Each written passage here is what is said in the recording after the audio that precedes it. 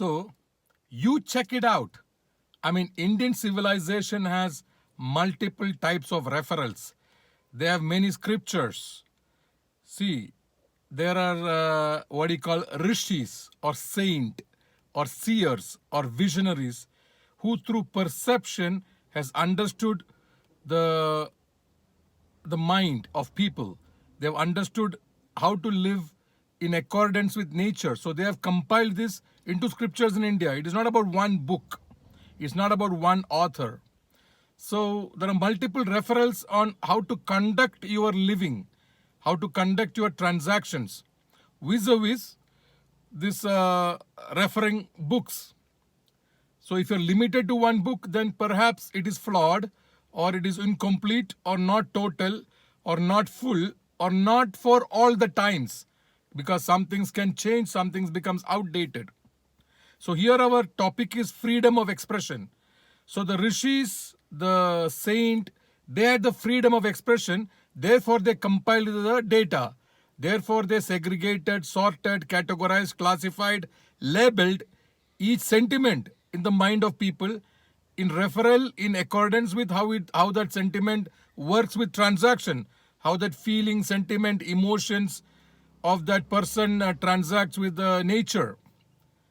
So they have compiled it that way, and that is they've exercised the freedom of expression by compiling this data and by scripting a book. Therefore, the reader, the subscriber to this book also will exercise a freedom to react, to respond to this authors itself. And that is the freedom of expression and the freedom to respond, react, retaliate to the author itself. And this is the civilization of India. So with coming back to Charlie Hebdo and the French incident that's going on now, you need an Indian arbitrator or a conflict resolution person to arbitrate between two polarized communities there. Because on one hand is about freedom of expression, and the other hand it's about reaction and response to that freedom of expression. They claim they also have a freedom of expression to retaliate this way. So now the question is this: are you able to establish harmony and tranquility? Civilization of India has solutions to establish harmony and tranquility, because they have techniques of multiple techniques of how to breathe well, use breathing techniques and meditations of India, because they have insights into how the mind works. So because they are not dependent on one scripture, on one book alone, there are multiple referrals. That is the richness of Indian civilization. So get an arbitrator, get a person to resolve conflict into the French situation of Charlie Hebdo. Now what is the situation? Somebody made a cartoon 5 years back, and as a retaliation, the one community felt very offended. Their sentiments was offended. So they retaliated by murdering 12 people or 13 people in a building of Charlie Hebdo. The workers there, the clerical staff, the accountants, some of them were victims of murder. Now 5 years later, another teacher in a school wanted to use that as a case study about freedom of expression.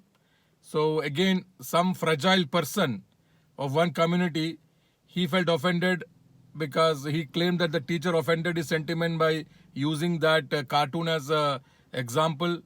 So then they came and beheaded that teacher. So now the president of France and the government chose to publish that or publish that cartoon itself on 2 government buildings. And now the entire community in Turkey, in Pakistan, in Bangladesh, and many countries with that kind of ideology, they are up in arms. Now the point is, you can protest, but is your protest coming out of rage, out of fury, out of revenge, out of hate, out of anger? Then you may want to introspect a little more, because you can protest, you can rebel, you can dissent on views and ideas with little calm, because your objective is, in the end of the day, to establish harmony and tranquility. Now the people who are crying foul in Bangladesh, in Pakistan, and in Turkey, they themselves have not established that ideology. It's impossible for that ideology to establish harmony and tranquility where that ideology is in practice. because the order and the commandments from the book itself on how to conduct yourself in your living, it is just not suitable to be operationalized. It just is not suitable to be implemented because nobody is doing it. That is the evidence. Well, not everybody is able to do it who subscribe to that book. He is just not able to comply with that. They are violators. Whether it's Afghanistan, they are at war with each other. Both are subscribed to the same ideologies, the same practices, but they are just not able to bring serenity, sanctity, sacredness into their demeanor. They are just not able to do breathing techniques like in India or meditation like in India. They are not able to do that because that kind of practices is not incorporated into their scripture because, I don't know, the author, he exercised his freedom of expression but gave limited freedom to the users and the other people who subscribes to these views. That is why they are fighting, whether it's in Yemen or many other places. There is no harmony and tranquility who are subscribing to that specific book of which a cartoon is produced. So, my point is about freedom. This freedom, it's a very intricate word. So, where does one's freedom stop and other person's freedom begins? Is your freedom of expression through a scripture or through the author, is it intruding into another person's comfort and convenience? Is it snatching away another person's rights? Is your freedom encroaching on another person's comfort and conveniences? Is you are exercising your freedom of your author of your scripture? Is it bringing discomfort to your neighbors and other persons in the association, in the country, in the region, in the neighborhood? Are you, who is practicing one ideology, a threat to another culture? Then you got to introspect. Why should you be intruding into other people's comfort and convenience just because you are ambitious? You are ambitious. It's your ambition that you are encroaching, you are intruding, you are snatching away other people's rights. You are snatching away their harmony and tranquility. And are you encroaching? And are you imposing your methods on other people? So these are things one need to sit down and negotiate and understand. For that, both communities must get a arbitrator, somebody who is good at resolving conflict, as who knows Indian civilization. A counselor, a consultant, we call them an expert in India. We call them a specialist of understanding the minds and by what accordance should we conduct our transactions among two communities. We call it guru.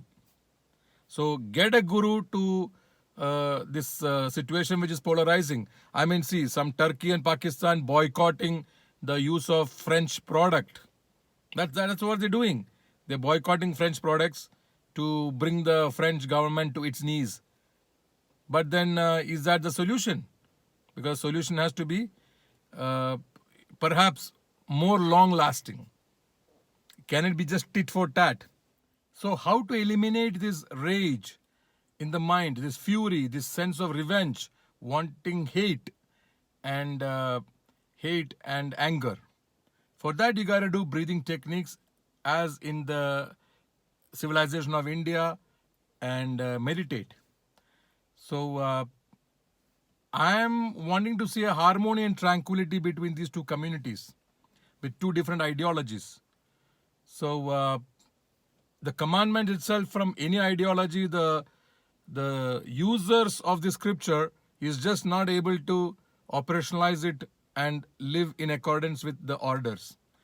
So one need to scrutinize it further and understand the freedom of expression is not absolute. One need not express yourself that you are an offense to another person. And the offended person should refrain from being so fragile and so touchy that every small thing can be offensive to you.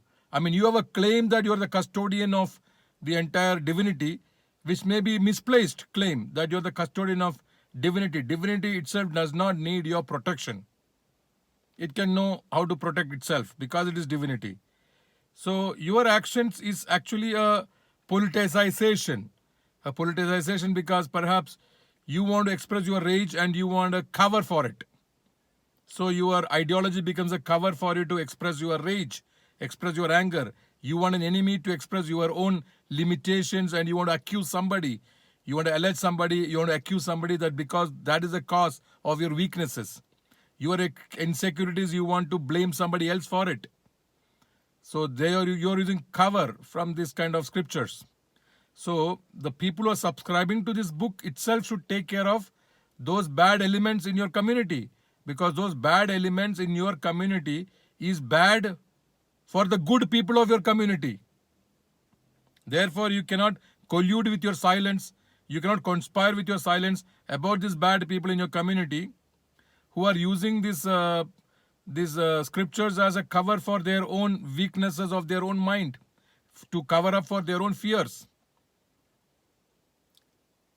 So they are politicizing your ideology for their own survival, for their upkeep.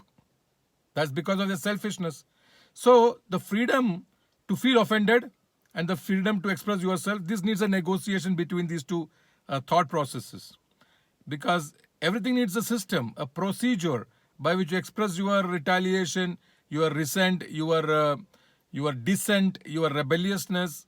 These are all welcome, but the point is how to do it without killing, without murdering.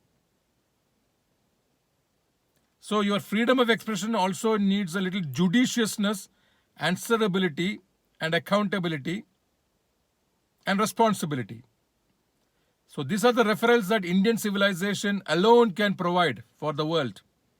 So gain and make profits and take the benefits of hiring somebody, an expert in the Indian civilization, a specialist in the Indian civilization of breathing techniques and meditation and understanding the wisdom of the mind, who has got mastery over it. In India, we call it guru. So get a guru to negotiate, to give advice between these two big communities of the world, as in French situation, as in and on the opposite side, the adversary, the rivalry, as in Bangladeshi and Pakistani and Turkey on the other side, so that we should know how to de-escalate this kind of potential conflict, potential confrontation. Disputes are there, but how to de-escalate the disputes? That's the possibility of civil India, to transact in a civilian way. And Indian civilization has withstood the test of times. They are very pluralistic, they are magnanimous, they are generous. Indian civilization is very charitable in thought process. They are very inclusive of many communities. So there are a lot of things that the world needs to learn from Indian civilization on about freedom of expression and the freedom to get offended. So get the freedom from your own mind, introduce some wisdom, and to that effect do some breathing techniques. Don't politicize a situation of an ignorant person subscribing or practicing the false ideology or the flaw in the ideology. Enjoy your freedoms, be civil, and get to the civilization of India.